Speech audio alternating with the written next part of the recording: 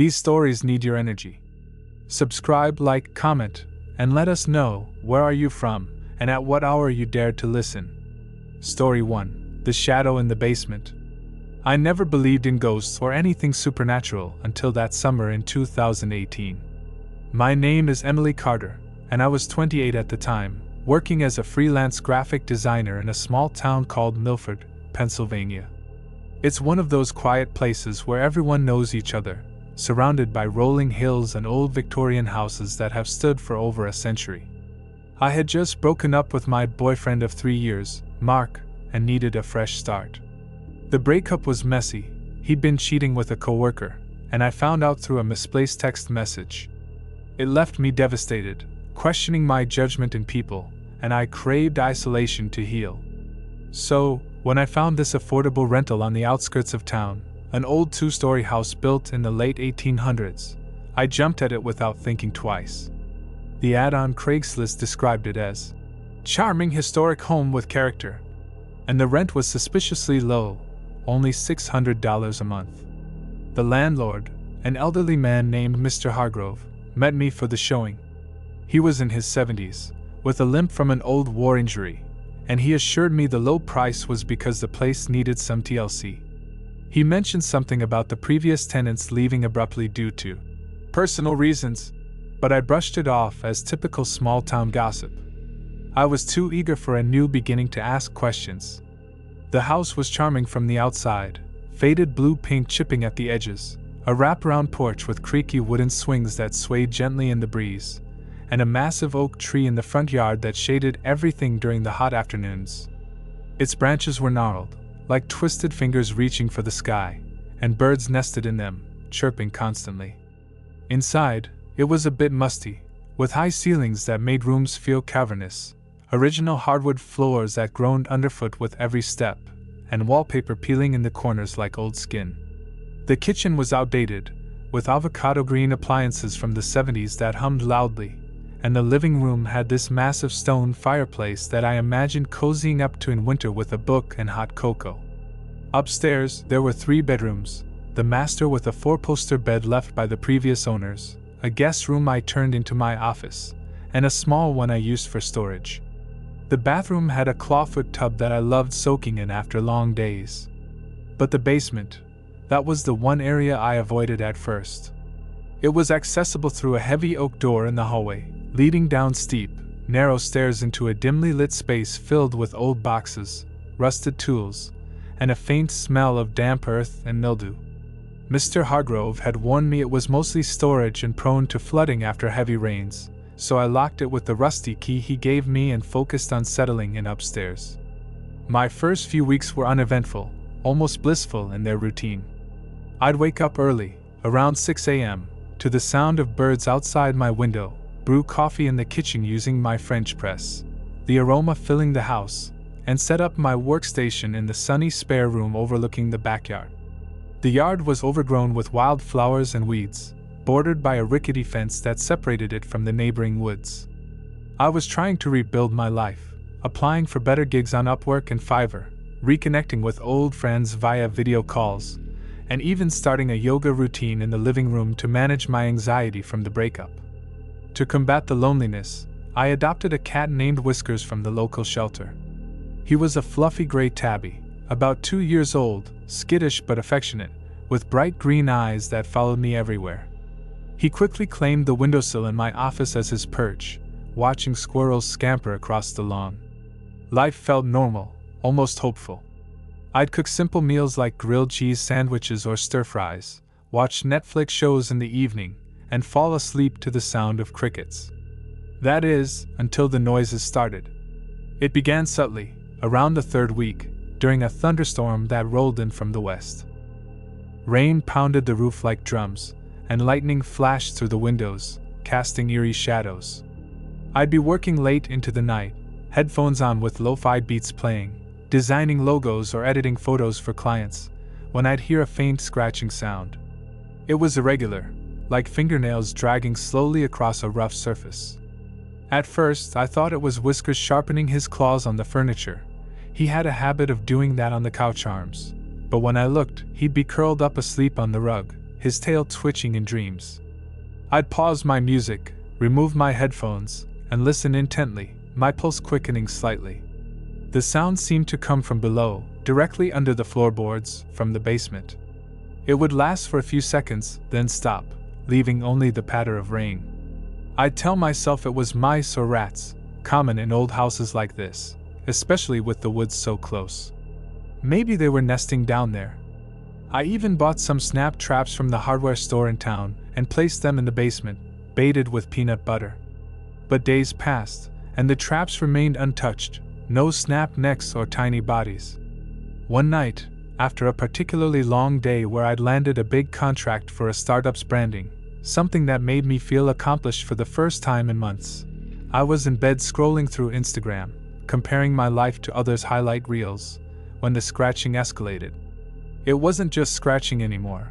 It was accompanied by a low, guttural whisper that vibrated through the floor. I sat up abruptly, sheets pulling around me, heart pounding in my chest like a trapped bird. I strained to make out words, holding my breath. It sounded like a man's voice, muffled and distorted as if speaking through water or thick walls, repeating something over and over. "Come down here." No, that couldn't be right. I must have been imagining it, exhausted from staring at screens all day and the emotional toll of the breakup still lingering. Whiskers, who usually slept at the foot of my bed in a warm ball, suddenly arched his back, first standing on end, and hissed viciously at the floor, his ears flattened and eyes wide with primal fear. That sent chills racing down my spine, goosebumps prickling my arms. Cats sense things humans can't, right? I grabbed my phone from the nightstand and called my best friend, Sarah, who lived 2 hours away in Philadelphia. She was a nurse, practical and no-nonsense, always my voice of reason. It's probably just the house settling or wind in the vents," she said, her voice sleepy but concerned. "Old places make weird sounds all the time. Get some earplugs from the pharmacy and call an exterminator in the morning if it bothers you that much." I tried to heed her advice, popping in earplugs that night and forcing myself to sleep. The next day, I hired a local pest control guy named Tom from a recommendation at the coffee shop. He was in his 50s, burly with a thick salt and pepper beard, wearing overalls stained with years of work, and he arrived in a beat-up truck loaded with equipment. He inspected the basement thoroughly, shining his powerful flashlight into every nook and cranny, the cobweb-covered rafters, the cracked concrete floor, the old boiler in the corner that clanked occasionally. "No signs of rodents or insects," he told me, wiping sweat from his brow as he emerged. "No droppings, no nests, nothing. But this place has some history, you know? You hear about the old mill accident back in the 20s? I shook my head, pouring him a glass of iced tea as we sat on the porch. He explained that the house was built by a mill owner named Elias Blackwood, a wealthy but reclusive man who ran a lumber mill on the property. Blackwood died tragically when machinery malfunctioned and crushed him in what was then his basement workshop. Folks say his spirit lingers around, whispering to people, but that's just superstition to scare kids." Tom chuckled, though his eyes didn't match his laugh. They looked uneasy. "Probably just wind or expanding pipes making those noises. Houses this old have a life of their own." He left me with a bill for $150 and a card for follow-up. And I felt a bit better, dismissing it as local lore meant to spook newcomers like me. But the whispers didn't stop. They grew clearer each night, always starting around midnight when the town fell silent, and the only light was the moon filtering through my curtains. "Emily, come down. I need you." How did it know my name?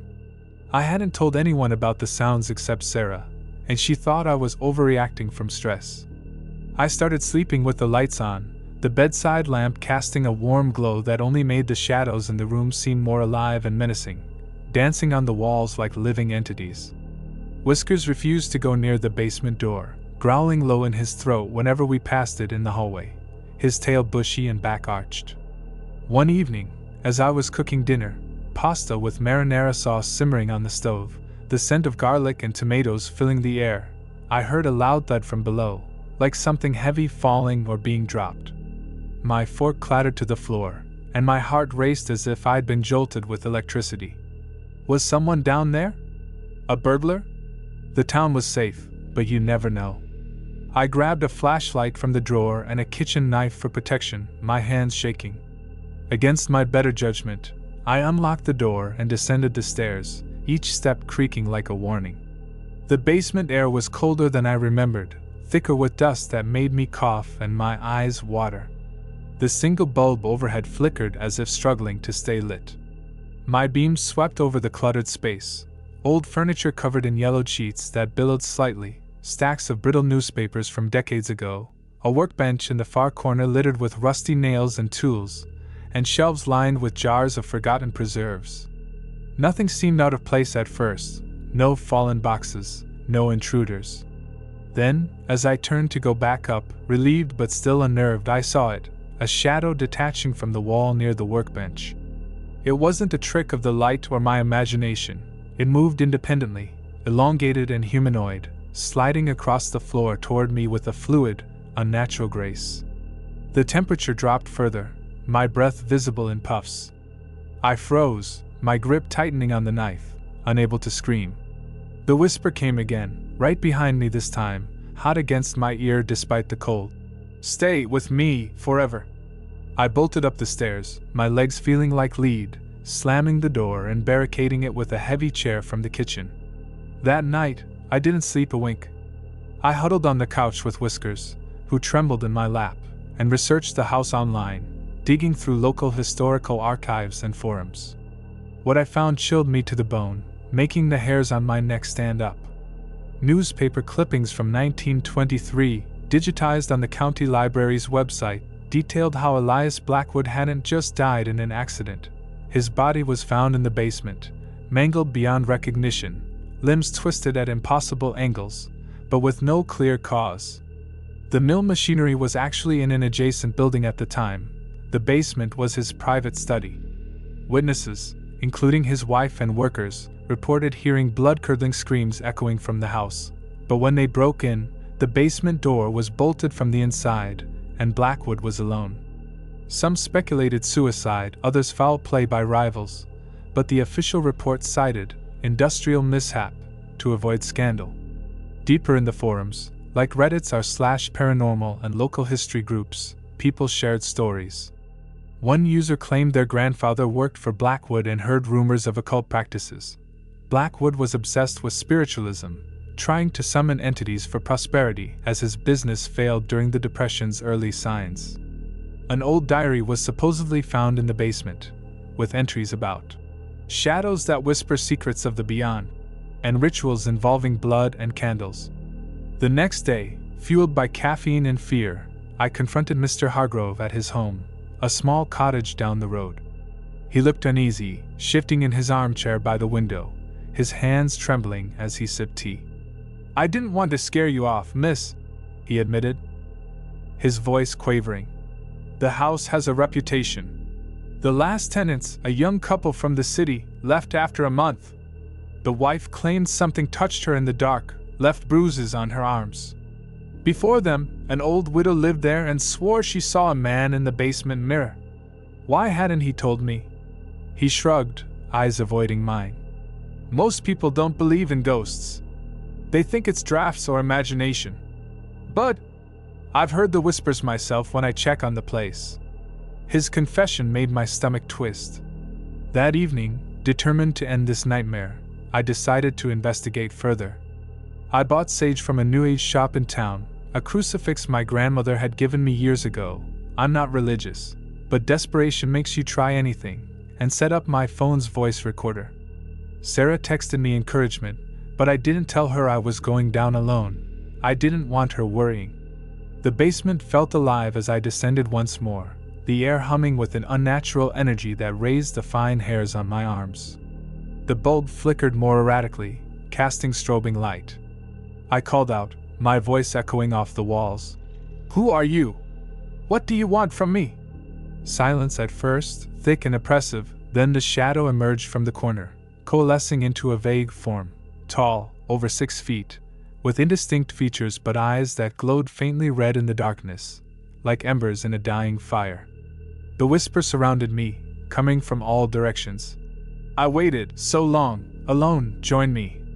It reached out, and I felt icy fingers brush my arm, sending a jolt of searing pain through my body, as if frostbite and fire combined. My skin burned where it touched, leaving red welts that throbbed.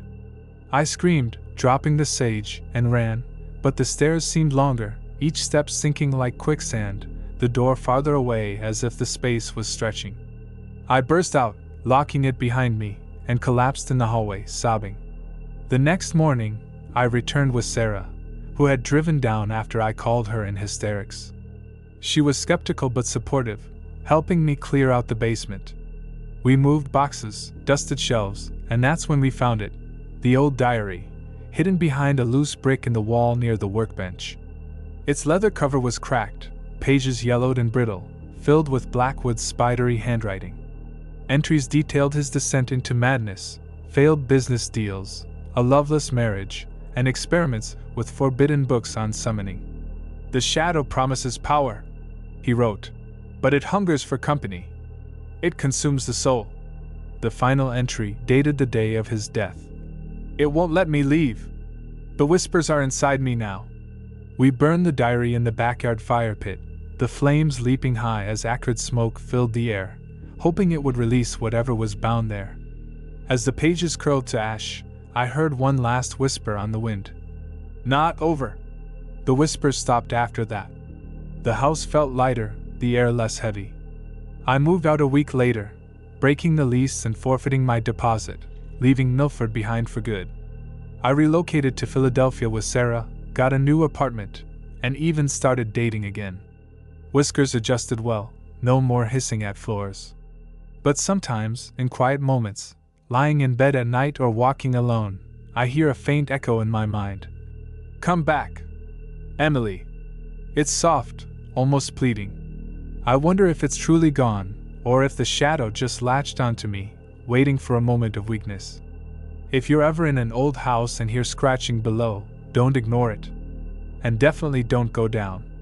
Trust me, you don't want to know what's waiting in the shadows, hungry for company. Story 2, The Midnight Caller. My name is Alex Rivera, and back in 2021, I was 32, living in a bustling suburb of Chicago called Oak Park. It's the kind of place with tree-lined streets, historic Frank Lloyd Wright homes that draw tourists on weekends, and families walking their dogs in the evenings. Safe, predictable, the perfect spot to escape the chaos of city life while still being close enough to commute. I worked as a software engineer for a tech firm downtown, specializing in cybersecurity ironically, spending my days hunched over dual monitors, writing code to protect networks from hackers. The job paid well, but it was stressful, constant threats from phishing scams to ransomware, always one step behind the bad guys. My life was pretty ordinary. Gym sessions at 6 a.m. at the local YMCA, where I'd lift weights and run on the treadmill to clear my head, Netflix binges at night with takeout from the Thai place down the block, and occasional dates through apps that never went anywhere serious. I'd been single since my divorce 2 years earlier. My ex, Lisa, left after we grew apart, citing my workaholic tendencies and lack of adventure. No kids involved, just a clean break that left me with our modest 2-bedroom apartment on the 3rd floor of a pre-war building. It had high ceilings that made it feel spacious, bay windows overlooking Hemingway Park with its lush green lawns and playgrounds, and a small balcony where I'd sip black coffee in the mornings and watch joggers loop the paths. The building was old, from the 1930s, with that classic red brick facade, ornate lobby with marble floors, and creaky elevators that sometimes stuck. But it felt like home, a sanctuary after long days. Everything changed one rainy October night. The weather had been miserable all week, gray skies dumping sheets of water that flooded the streets and turned the park into a mud pit. I'd just gotten back from a late shift at the office, deadlines piling up on a major project involving encrypting client data for a bank. My eyes were burning from staring at lines of code, my back aching from the ergonomic chair that wasn't as ergonomic as advertised. I kicked off my shoes by the door, hung my wet jacket on the hook, and microwaved some leftover pizza from the night before, pepperoni and mushrooms, my go-to comfort food. I cracked open a craft beer from the fridge, The 𝒕𝒉𝒆�𝒓 I'd picked up from the corner store, and collapsed on the worn leather couch to watch a true crime documentary on Netflix, something about unsolved murders in the Midwest. Ironic, looking back, how I sought out stories of real horror to unwind. My phone was charging on the granite kitchen counter, set to do not disturb except for emergencies from family. Around midnight, as thunder rumbled outside like distant artillery and rain lashed the windows in rhythmic waves, it rang. Not a soft notification ping, but a full, insistent old-school ringtone, the default marimba one I never bothered changing because who calls anymore? I glanced at the screen from the couch. Unknown caller. I almost ignored it. Telemarketers don't call that late, and scammers usually text. But something compelled me to answer. Maybe boredom from the documentary's slow pace, maybe a nagging curiosity. I paused the show, set down my beer on the coffee table, and picked up. "Hello?" I said, my voice echoing slightly in the empty room, the only other sound the ticking wall clock Dad had given me years ago. There was static at first, crackling like an old AM radio tuning between stations, interspersed with faint beeps that reminded me of long-distance calls from the 90s. Then, a voice, faint, distorted as if coming from underwater, but unmistakably familiar. "Alex, it's me." "Dad?" My heart stopped cold, a chill spreading from my chest to my fingertips. My father, Victor Rivera, had died 5 years earlier in a car accident on I-90 during a similar storm. He was 58, on his way home from visiting my aunt in Milwaukee, Wisconsin, when his sedan hydroplaned on the wet pavement, slamming into a guardrail. The impact was instant. No suffering, the coroner assured us, his internal injuries fatal on scene. I'd identified the body at the morgue, a memory seared into my brain, the pale face, the closed eyes that would never open again. I planned the funeral with Maria, a small service at the Catholic church he attended sporadically, and we scattered his ashes in Lake Michigan as he wanted, watching them drift on the waves. Hearing his voice now? Impossible. It had to be a prank, some sick joke from a coworker or an ex-friend with a grudge. "Who is this really?" I demanded, standing up and pacing to the window, peering out at the dark street below. The line crackled again. Louder. "Son, listen carefully. They're coming for it. Hide the key." Then silence. The call dropped, leaving only the dial tone. I stared at the phone in my hand, my pulse racing like I'd sprinted a mile.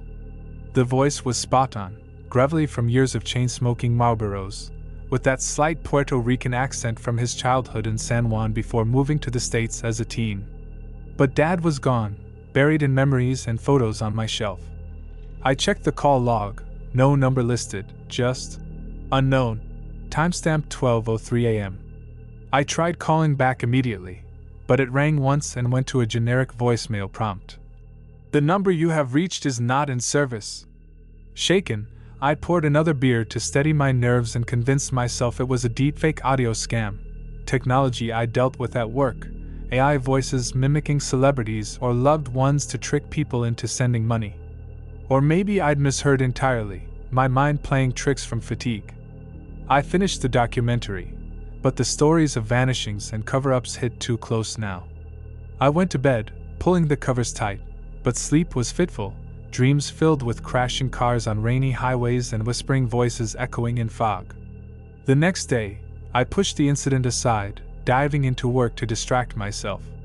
Morning meeting with the team via Zoom, debugging a firewall script that kept failing tests, lunch with colleagues at the deli down the block, roast beef on rye, chips, and idle chat about weekend plans. Normalcy helped ground me. By afternoon, I almost laughed it off as a weird coincidence. But that night, as I was in the bathroom brushing my teeth with the electric toothbrush whirring, minty foam in my mouth, the phone rang again. Same time, midnight on the dot. Unknown caller, flashed on the screen. My hand trembled as I rinsed quickly and answered, sinking onto the edge of the tub. "Alex, you have to believe me. The accident, it wasn't an accident at all." Dad's voice, clearer this time, urgent and breathless as if he'd been running. "They pushed me off the road. Black SUV, no plates. I saw their faces in the rearview, cold eyes, professionals. I froze, toothpaste dripping forgotten onto the tile floor. Dad had always been a bit paranoid about his job. He was a senior accountant for Rivera Construction, a mid-sized firm handling city contracts, and he'd hint at irregularities over family dinners, like padded invoices or off-books payments, but never elaborated, saying it was just business. The police report ruled the crash purely weather-related. No evidence of other vehicles, no witnesses on that stretch of highway at night. Dad? How is this even possible? You're dead, I whispered, my voice cracking. I'm trapped here, an echo or something. Find the box under the floorboards. Protect yourself, son. The call ended abruptly with a click, leaving me in silence broken only by the drip of the faucet. Now I was terrified, sweat beading on my forehead despite the cool air. This wasn't a simple prank. The details were too specific, too personal. Under the floorboards? Dad had lived in our family home in the suburbs before he died, a ranch-style house we'd sold after the funeral to pay off debts. But maybe he meant metaphorically, or perhaps something in my apartment. I paced the living room, the hardwood floors creaking under my bare feet, heart hammering like a drum. I called my sister, Maria, who lived in Brooklyn, New York, working as a teacher. It was late, 1 a.m. her time, but she picked up on the second ring, her voice groggy. Alex, what's wrong? You sound freaked out. I told her about the calls, describing the voice, the warnings. She laughed nervously at first. Come on, bro, that's not funny. Dad's gone. Maybe it's one of those voice cloning scams. I've read about them. But then she went quiet, her breathing audible. Wait, he mentioned the key? Dad used to talk about a safety key for his files. But seriously, block unknown numbers and get some rest. We hung up, but her uncertainty mirrored mine. I tried to sleep, curling up with the lights on, but every creak in the old building made me jump, imagining footsteps outside my door. The calls continued nightly, each one building on the last, like chapters in a nightmare novel. On the second night, Dad's voice was strained. They wanted the files I had, embezzlement at the firm, millions siphoned off government contracts. He described hiding digital evidence, a USB drive in a lockbox, after discovering the scheme involving his boss and shady partners. I was going to blow the whistle, but they found out. The third night, black SUV tailed me for miles. I called 911, but the line went dead. Then the bump, the spin. His words painted vivid pictures, making me relive the accident I'd only read about in reports. I started recording the calls on my phone's app, playing them back during the day, analyzing the audio for clues, background noise like wind or distant sirens, but nothing definitive. Paranoia set in deep by the fourth night. I noticed odd things. A black SUV with tinted windows parked across the street from my building, idling for hours before driving off. Footsteps in the hallway that paused at my door, then continued. My work email hacked. Spam messages sent to clients that I didn't write, forcing me to change passwords and explain to my boss. That night's call was frantic. Alex, behind the radiator in the living room. I mailed it before the end. Hurry, they're watching you now. I yanked the cast iron radiator cover off with a crowbar from my toolbox, scraping my knuckles bloody on the sharp edges. Dust billowed up, making me cough, but there it was, a small metal lockbox, rusted and taped securely to the back wall, hidden from view. How long had it been there? Inside, a 32 gigabytes USB drive, faded Polaroids of me and Maria as kids with Dad at the beach, and a handwritten note on yellow legal paper. If you're reading this, I'm gone. The drive has everything. Expose them if I can't. Be safe. Love, Dad. My world shattered into pieces. How had this gotten into my apartment? Dad hadn't visited since the divorce. Lisa despised him, calling him that meddling old man. Maybe he broke in one day when I was at work, or paid a maintenance guy. Trembling, I plugged the drive into my laptop, scanning it first for viruses, clean. Files popped up, encrypted spreadsheets showing cooked books for Rivera Construction, phony invoices for materials never delivered, wire transfers to offshore accounts, emails linking the CEO to known mob figures in Chicago's underworld. Dates spanned years, culminating a week before Dad's death. One unsent email draft addressed to the FBI. Enclosed evidence of fraud and corruption. Whistleblower protection requested. I didn't sleep that night, poring over the files until dawn, the rain still pattering outside. The fifth call came as expected. "Alex, they're close now. Get out of there." His voice was weak, fading. I packed an overnight bag, laptop, drive, clothes, and booked a room at a chain hotel downtown near the office. But as I waited for the elevator, it jammed between the second and third floors, lights flickering out, plunging me into darkness. Panic rose. I pounded the emergency button. Then my phone rang in my pocket. "Too late, run, son." The doors groaned open on the ground floor.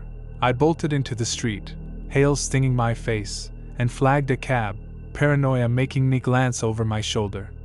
At the hotel, under fluorescent lights in a sterile room, I contacted the police non-emergency line. Detective Harlan, a grizzled veteran with a mustache and coffee-stained tie, met me the next morning at a precinct. He listened skeptically, eyebrows raised. "Voices from the dead? Sounds like a sophisticated scam or hallucination from stress." But I played the recordings. His expression shifted. He took the USB drive, promising a forensic analysis. "We'll look into it." Days passed in a blur. I worked remotely, avoided my apartment, stayed with a friend. Harlan called back a week later. "The files check out. Your dad's firm was under quiet FBI watch for suspected fraud. Crash scene photos show unexplained tire marks. Could be another vehicle. We're reopening the case as possible homicide." Relief washed over me, but the unease lingered like a shadow. The call stopped for a while, letting me breathe. I moved to a new apartment in a high-rise with security. Changed my number, even quit my job for a remote gig to lay low.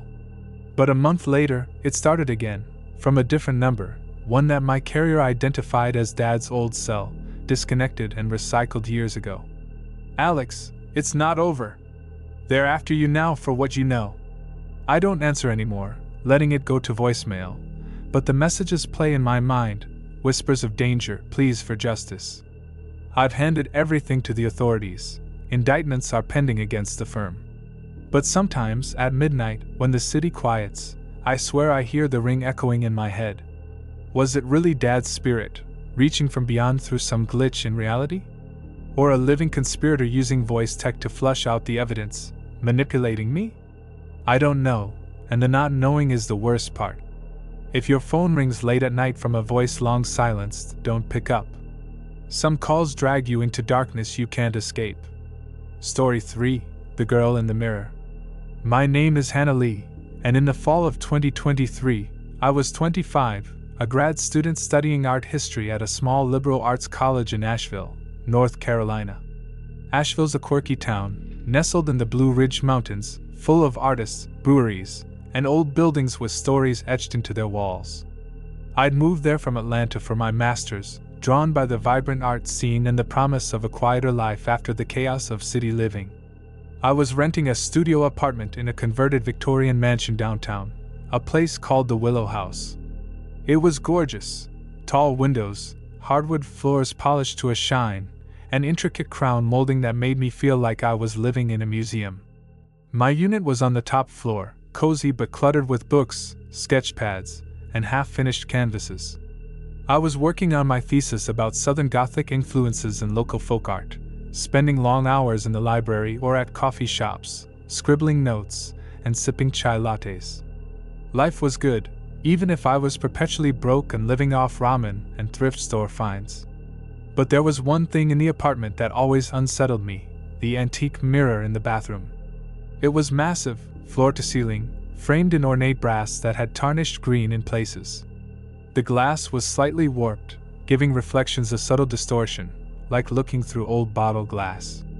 The landlord, Ms. Evelyn, a sweet woman in her 60s who wore floral dresses and smelled of lavender, said it was original to the house, installed in the 1880s when the mansion was built for a wealthy merchant family. She'd laughed when I asked if it was haunted, saying, "Oh, darlin', Every old thing in Asheville's got a ghost story, but that mirror's just seen a lot of faces. I'd smiled, but something about it made my skin crawl. Maybe the way my reflection seemed to linger a fraction too long when I turned away. The first few months were fine. I'd moved in during August, and my days were packed with classes, research, and exploring the town's art galleries. I'd make breakfast, usually oatmeal with honey, in my tiny kitchenette, stream indie music while painting, and crash late after reading dense academic texts. My social life was minimal. I had a few classmates I'd grab drinks with, like Mia, a ceramics major with a knack for bad puns, but mostly I kept to myself, enjoying the solitude. That changed in early October, when the air turned crisp and the leaves blazed orange and red across the mountains. It started with a flicker in the mirror. I was brushing my hair one morning, getting ready for a seminar, when I caught movement in my peripheral vision, a shadow passing behind my reflection, quick as a blink. I spun around, expecting to see someone, but the bathroom was empty, just my towel on the rack and the chipped porcelain sink. My heart thudded, but I chalked it up to exhaustion. I'd been pulling all-nighters, fueled by coffee and deadlines, and my eyes were probably playing tricks. I laughed it off, grabbed my backpack, and headed out. But over the next week, it happened again. And again. Always in the bathroom mirror, always when I was alone, brushing my teeth, washing my face, or just passing by. A shadow, sometimes humanoid. Sometimes just a blur, moving behind me in the glass but not in the room. By mid-October, I couldn't ignore it. One night, after a long day at the library researching 19th century portraiture, I was taking a shower, the room steamy and warm. The mirror was fogged up, but as I stepped out, towel wrapped around me, I saw something written in the condensation. "Help me." The letters were shaky, childlike, scrawled across the glass. My breath caught, and I stumbled back, nearly slipping on the wet tiles. I wiped the mirror with my hand, heart pounding, but the words stayed, reappearing through the streaks as if traced by an invisible finger. I ran out of the bathroom, locking the door behind me, and called Mia. "Hannah, you're freaking me out," she said over the phone, her voice skeptical but concerned. "Maybe it's a prank from another tenant, or you're stressed. Come crash at my place tonight." I did, sleeping on her lumpy couch, but I couldn't shake the image of those words. The next day, I asked Ms. Evelyn about the mirror. She invited me for tea in her ground floor apartment, a cozy space filled with doilies and cat figurines. Her face tightened when I mentioned the shadow and the writing. "The Willow House has history," she admitted, stirring sugar into her cup. "Back in the 1890s, the merchant's daughter, Clara, died here. She was only 10. Scarlet fever, they said, but some whispered she was troubled. Saw things in that mirror, talked to someone who wasn't there. Her parents locked her in her room, your apartment, when she got sick to keep her from wandering. After she passed, they sealed the room for years." She paused, eyes distant. "Folks say Clara's still around, looking for someone to listen." I shivered, thanking her and leaving quickly. Superstition, I told myself. Just stories. But the incidents escalated. At night, I'd hear faint tapping on the bathroom door, like small fingers knocking.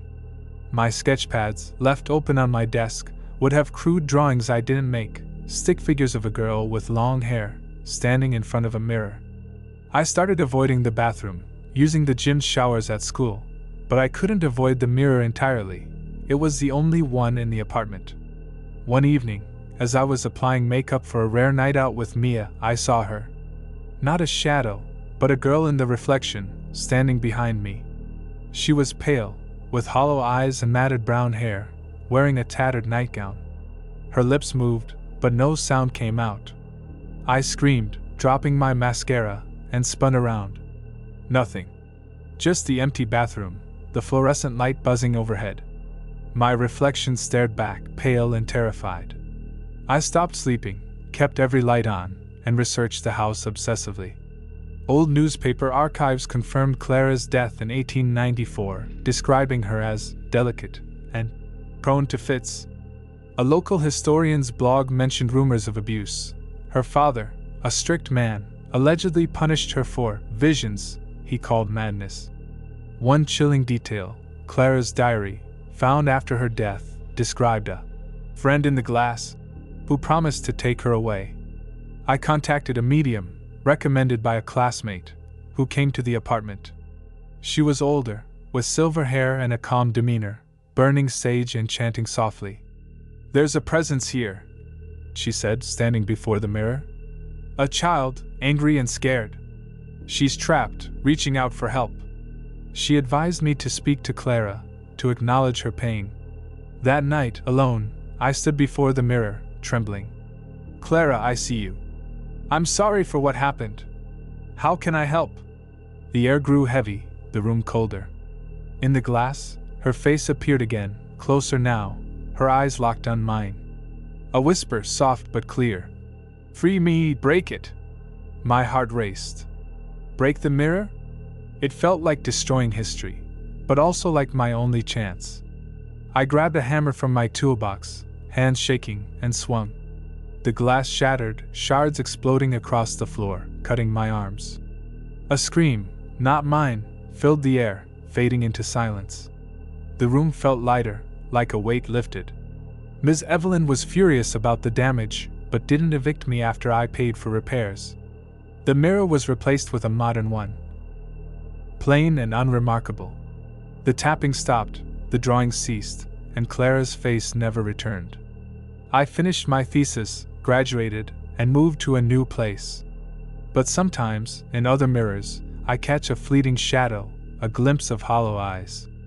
Was Clara freed, or did I just break her window to the world? If you live in an old house with an antique mirror, be careful what you see in it. Some reflections aren't yours. Story 4: The Vanishing Roommate. My name is Jordan Hayes, and in the winter of 2022, I was 29, working as a line cook at a trendy gastropub in Portland, Oregon. Portland's got this gritty charm: rain-soaked streets, neon signs glowing through fog, and a mix of hipsters and old-school weirdos that made it feel alive. I'd moved there after a rough patch in Seattle, where I'd burned out managing a restaurant and lost my savings to a bad business deal.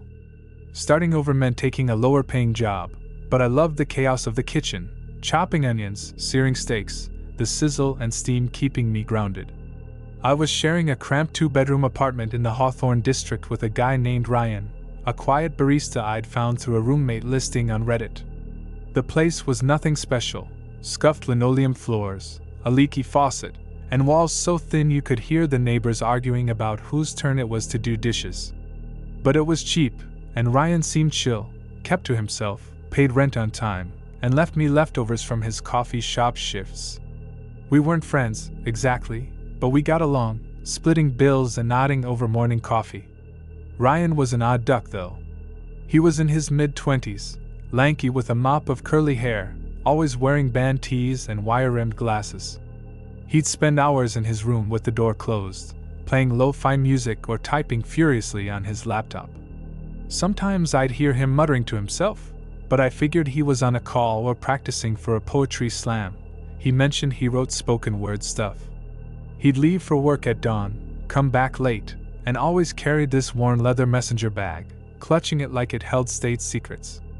I didn't pry. I'm not that guy. My life was busy enough: 12-hour shifts, sneaking beers with coworkers after close, and trying to save up to open my own food truck someday. It started in early December, when the city was draped in mist and Christmas lights. I'd come home from a brutal double shift, feet aching, smelling like garlic and fryer oil. Ryan's door was ajar, which was unusual. He always kept it locked, even when he was home. I knocked lightly, calling his name, but got no answer. His room was dark, the only light from his laptop screen, left open on his desk. I didn't go in, roommate boundaries, but I noticed his bag was gone, and his coat wasn't on the hook by the door. I figured he'd stepped out for a late coffee run. The guy practically lived on espresso. I crashed on the couch, too tired to care, and fell asleep to the hum of the radiator. The next morning, Ryan still wasn't back. His phone went straight to voicemail, and his coffee shop, Brewed Awakening, said he hadn't shown up for his shift. Weird, but not alarming. Maybe he'd hooked up with someone or gone to visit family. I texted him. "Yo, you good?" No reply. By evening, I was annoyed. He'd left dishes in the sink, and I wasn't his maid. But when I went to close his door, I saw something that made my stomach drop. On his desk, next to the laptop, was a notebook, open to a page with frantic handwriting. "It's in the walls. It knows my name. I can't leave." The words were scratched so hard the pen had torn through the paper in places. I flipped back a few pages, more ramblings. "The light moves when I'm not looking. It watches from the corner. I tried to run, but the door won't open." My skin prickled. Ryan was quirky, sure, but this sounded unhinged. I called the landlord, Mr. Patel, a no-nonsense guy who lived across town. He sighed. "Probably skipped out on rent. Happens all the time with you young folks." But he agreed to check in. Meanwhile, I searched Ryan's room, feeling like a creep but needing answers. His laptop was password locked, but his closet was half empty, clothes gone, but shoes and books left behind. Like he'd packed in a hurry. Under his bed, I found a crumpled Polaroid of him at a park, smiling, but the background was wrong. The trees were distorted, their branches bending unnaturally, and a dark smudge loomed behind him, vaguely human-shaped. I shoved it in my pocket, my heart racing. That night I heard it. A soft thump from Ryan's room, like something heavy shifting. I grabbed a chef's knife from the kitchen, sharp enough to bone a chicken, and crept to his door. It was closed now, though I swore I'd left it open. The thump came again, rhythmic, from inside the walls. Not pipes, those clank. This was deliberate, like footsteps pacing. I called out, "Ryan? You in there?"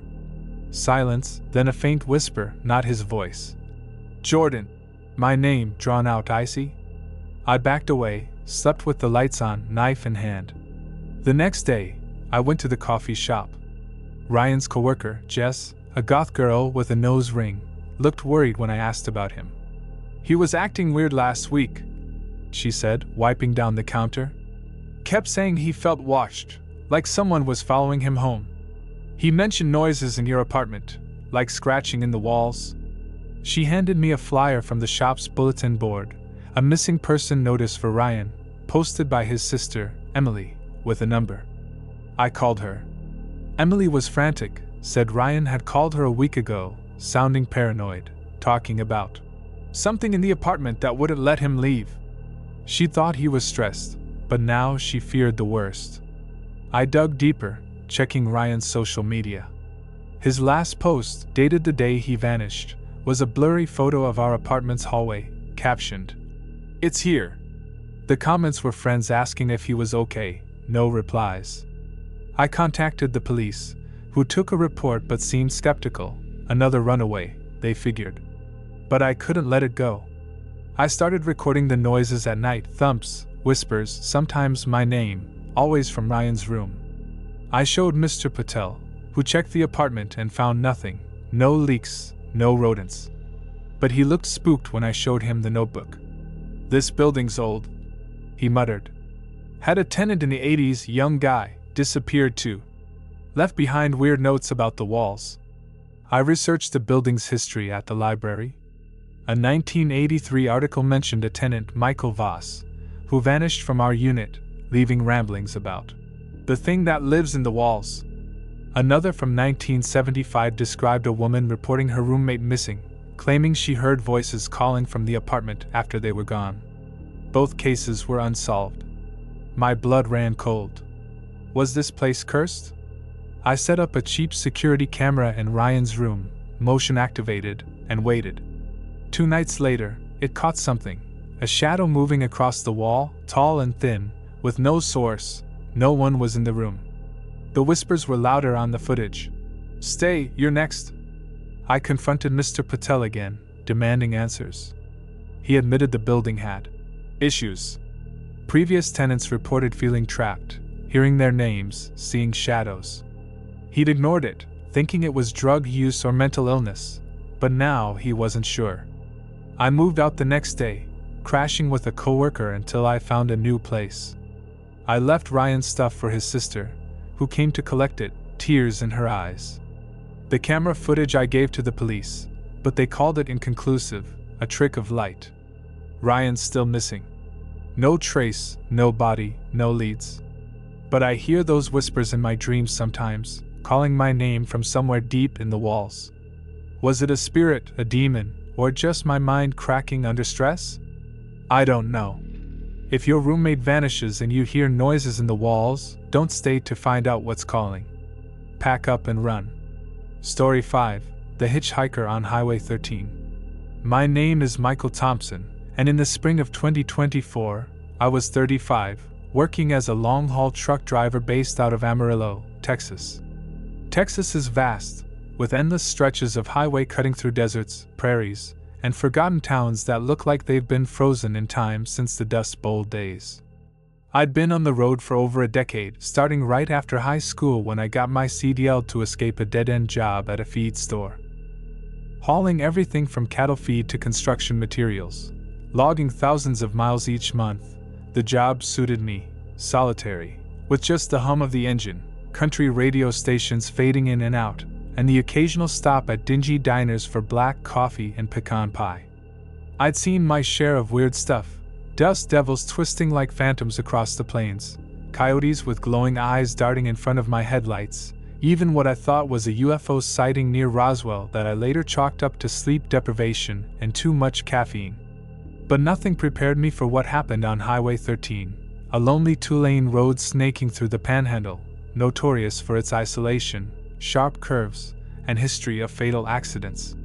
Locals called it the Devil's Ribbon because of the wrecks, disappearances, and strange sightings over the years, but I dismissed it as tall tales spun at bars to scare tourists or new drivers like me back in the day.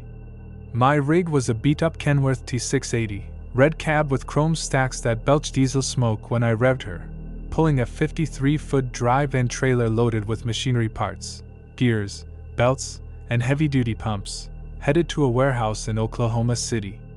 I preferred night drives, less traffic from commuters, cooler air that didn't tax the AC, and the stars overhead like a million pinholes in black velvet, reminding me how small we are. That night in April, the weather was perfect, clear skies, a full moon casting a silvery glow over the flatlands dotted with scrub brush, mesquite trees, and oil pumps bobbing like mechanical birds pecking at the ground. I'd left the Amarillo depot around 8 p.m., fuel tank full from the Love station, thermos of strong black coffee at my side, and Johnny Cash crooning Folsom Prison Blues from the speakers. Highway 13 was my usual shortcut, shaving an hour off the interstate route through busier areas, though it meant spotty cell service for long stretches and few passing cars after dark. I was about 50 miles in, humming along to the music, sipping coffee to stay alert, when my high beams caught a figure standing on the shoulder, a man with his thumb out, hitchhiking. Hitchhikers aren't uncommon out there, especially near the old ranches where folks' pickups break down or they run out of gas miles from anywhere. But something about this guy made me hesitate, a prickling at the back of my neck like when a storm's brewing. He was dressed in outdated clothes, a faded denim jacket with frayed cuffs, scuffed leather boots, jeans that looked starched from another era, and a cowboy hat pulled low over his face.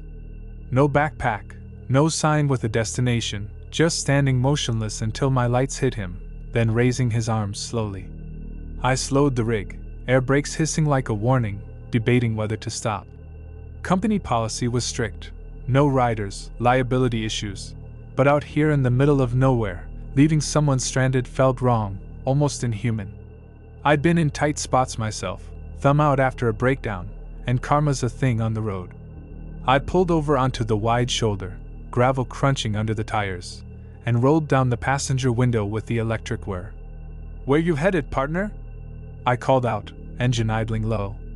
He looked up, his face partially shadowed by the hat brim, but his eyes caught the green glow from the dash lights, pale blue, almost luminous, like a husky's. "East," he said, his voice gravelly like he'd swallowed sand from the desert winds, with a thick Texas drawl. "As far as you'll take me." I nodded, unlocking the door with a click. "Hop in then. Name's Mike. Just don't smoke in here, Company rules. He climbed up the steps effortlessly, despite looking like he'd walked miles, and settled into the passenger seat with a slight nod, tipping his hat in thanks. "Call me Jack," he replied, buckling up without being told.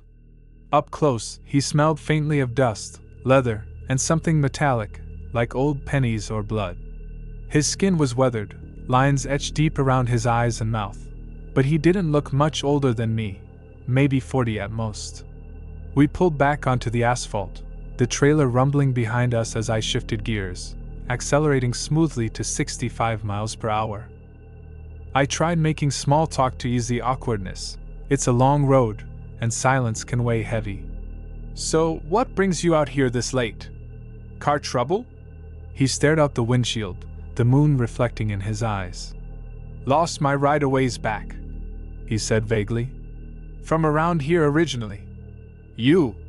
I told him about my route, the load I was carrying, how the fuel prices were killing profits lately. He nodded occasionally, but his responses were sparse, like he was conserving words. The radio crackled with static as we entered a dead zone, stations dropping out one by one. To fill the void, I shared some road stories. The time I nearly jackknifed on black ice in the Rockies, or spotting a herd of wild Mustangs galloping parallel to the highway near the New Mexico border. Jack listened, chuckling low and raspy now and then, but his gaze stayed fixed ahead, as if scanning for something in the darkness beyond the headlights' reach. "You drive this stretch often?" he asked suddenly. I affirmed, saying it was reliable despite the reputation. "Reputation?" he echoed, a hint of amusement in his tone. About 20 minutes in, things started feeling off. The temperature in the cab dropped noticeably, my breath fogging the inside of the windshield slightly despite the heater blasting warm air from the vents. I adjusted the thermostat, but it didn't help. Jack shifted in his seat, his jacket creaking, and asked out of the blue, "You ever hear about the big crash back in '87 on this highway?" I shook my head, focusing on the road as it curved gently through a low hill. He continued, his voice steady and matter-of-fact. "Big rig like this one, hauling tanker fuel. Driver picked up a hitchhiker on this very stretch, just like me. They talked a while, weather, life on the road. Then the hitcher just vanished. Poof, gone like smoke. Driver panicked, veered off the pavement, slammed into the arroyo. Tanker exploded in a fireball that lit up the night for miles. Driver survived, barely, with burns over half his body. Swore up and down the hitcher was a ghost from an older wreck, come to warn him or curse him." I laughed nervously, my hands tightening on the wheel. "Sounds like a classic campfire story, Jack. You trying to spook a fellow traveler?" He turned his head slowly, those blue eyes piercing right through me. "Not a story, Mike. I was there." Chills ran down my spine, goosebumps rising under my flannel shirt, but I brushed it off. Truckers love spinning yarns to pass the time, and he was probably just messing with me. The road ahead straightened, headlights sweeping over faded billboards advertising long-closed motels and rusted barbed wire fences lining cattle pastures. Then the radio died completely, not even the hiss of static, just dead silence. My CB scanner, usually buzzing with chatter from other night owls on the airwaves, went quiet too, as if we'd entered a void. Jack leaned forward slightly, his shadow elongating on the dash. "Pull over up ahead, Mike. There's something I need to show you." I glanced at him, unease knotting my gut. "Why?" "We're in the middle of nowhere, and I got a schedule to keep," he insisted, pointing to a gravel pullout near an old mile marker post, bent and weathered. "It'll only take a minute. Trust me, you'll want to see this." Against my better judgment, curiosity winning over caution, I slowed the rig, tires crunching on the loose stones as I eased to a stop. The spot overlooked a dry arroyo, a shallow ravine carved by flash floods, now empty under the moonlight. Jack got out first, his boots hitting the ground with a thud, and motioned for me to follow. I hesitated, grabbing my heavy mag-light flashlight from under the seat and my phone. No bars, as expected in this remote patch. "This better be quick," I muttered under my breath, stepping down from the cab, the night air crisp and carrying the scent of sagebrush. He led me to the edge of the pullout, a few yards from the truck, and pointed down into the arroyo. I shone the flashlight beam, revealing glints of twisted metal wreckage half buried in the sandy soil, overgrown with weeds and tumbleweeds. It looked like the remnants of a semi, cab crumpled, frame rusted through. Tires long gone.